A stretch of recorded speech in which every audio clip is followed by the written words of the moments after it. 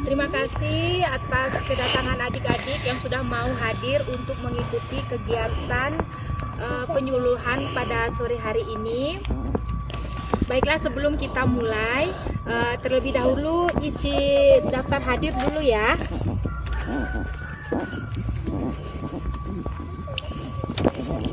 Tulis nama, tanggal lahir, kemudian tanda tangan.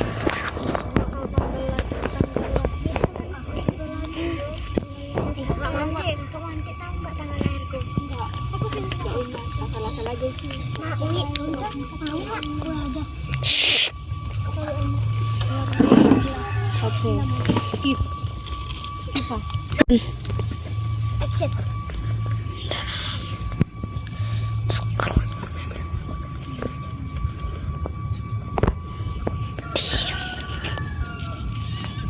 Bawin ceritain tuh sudah mangte, wah ini terus orang mangte nih lah.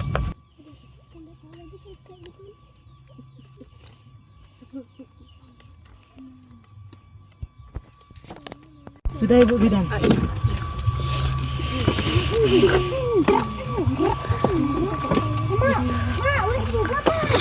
Oke, di sini Ibu Bidan akan memberikan penyuluhan tentang IMS. Sebelum mulai, apakah di sini adik-adik sudah ada yang tahu apa itu IMS? Semua nggak ada yang tahu ini? Oh ya. Nah, IMS atau infeksi menular seksual merupakan penyakit yang menular dari satu orang ke orang lain, terutama melalui kontak hubungan seksual, baik itu melalui vaginal, anal, atau oral. Penyakit ini disebabkan oleh bakteri, virus, dan atau parasit. Nah, jenis yang paling umum dari IMS itu yang pertama yaitu gonore. Ada yang tahu apa itu gonore? Di sekolah SMP belum ada diajarkan? Belum ya?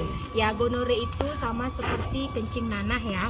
Nah, itu disebabkan oleh bakteri Neisseria gonorrhea. Kemudian ada lagi yang kedua namanya sifilis. Sifilis atau lebih dikenal dengan raja singa, penyakit raja singa. Bakteri ini infeksi yang disebabkan oleh bakteri yang dapat menyebar ke organ tubuh jika tidak diobati. Kemudian chlamydia. Nah, chlamydia adalah infeksi bakteri yang sering tidak bergejala namun bisa menyebabkan komplikasi serius. Kemudian kutil kelamin. Kutil kelamin disebabkan oleh virus HPV atau human papilloma virus. Yang ketiga, herpes genital. Herpes genital merupakan infeksi virus yang menyebabkan lepuh atau luka di area kelamin. Nanti sebentar Mak Sipa kasih lihat ya gambaran-gambaran penyakit kelamin tersebut. Kemudian gejala umum IMS. Yang pertama, keluarnya cairan tidak biasa atau berbau dari vagina, penis, atau anus. Yang kedua, munculnya luka ruam, lepuh, atau kutil di area genital, mulut, atau anus.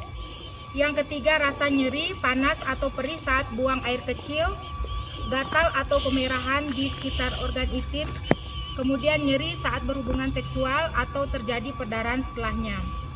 Nah, di sini cara penularannya, ada yang tahu cara penularannya? Tidak ada. Nah, yang pertama, penggunaan jarum suntik itu yang tidak steril atau bergantian, contohnya kayak penggunaan narkoba seperti itu ya. Kemudian yang kedua, transfusi darah yang sudah terinfeksi, misalnya sudah dipakai ke pasien satu dan dipakai ke pasien berikutnya, itu juga bahaya.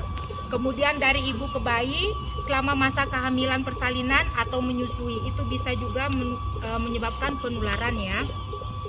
Kemudian dampak dan bahayanya, jika dibiarkan, infeksi menular seksual dapat memicu komplikasi serius, antara lain yang pertama bisa menyebabkan kemandulan pada wanita. Kemudian pada pria juga bisa menyebabkan kemandulan ya. Kemudian yang kedua, peningkatan resiko terkenanya HIV. Ada yang tahu HIV toh? Pasti tahu toh? Iya.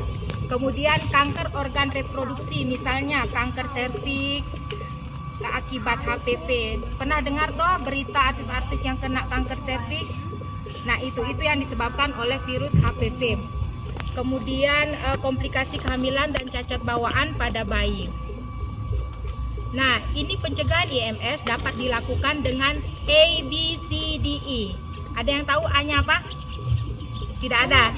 Nah, A itu yaitu abstinence, yaitu tidak melakukan hubungan seksual di luar nikah, ya, adik-adik ya.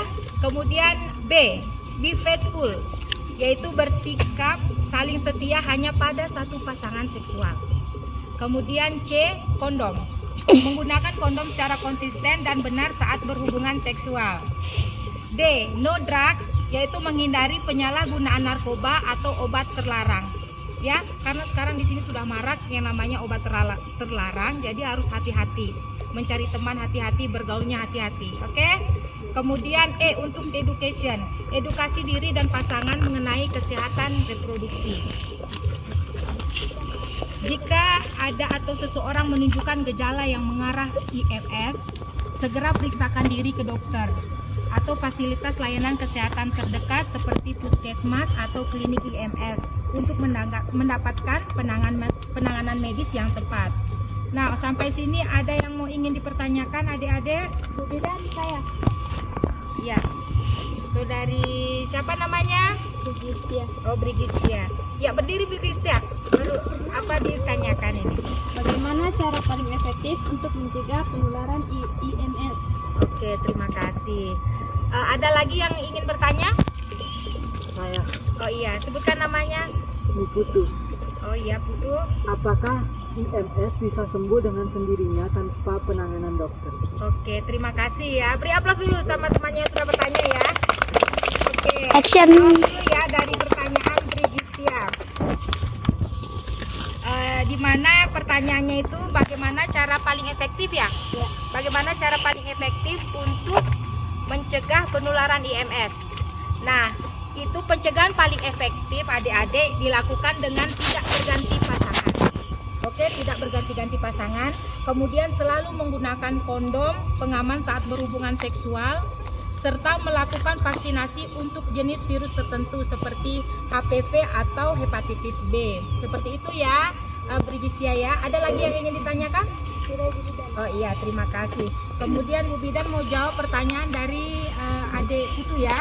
Apakah IMS bisa sembuh dengan sendirinya tanpa penanganan dokter?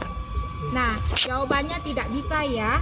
Kenapa tidak bisa? Karena infeksi yang disebabkan oleh bakteri membuat komplikasi parah seperti kerusakan organ atau kemandulan.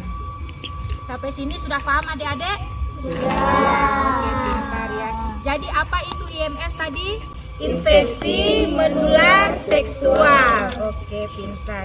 Jadi sekian penyuluhan pada sore hari ini.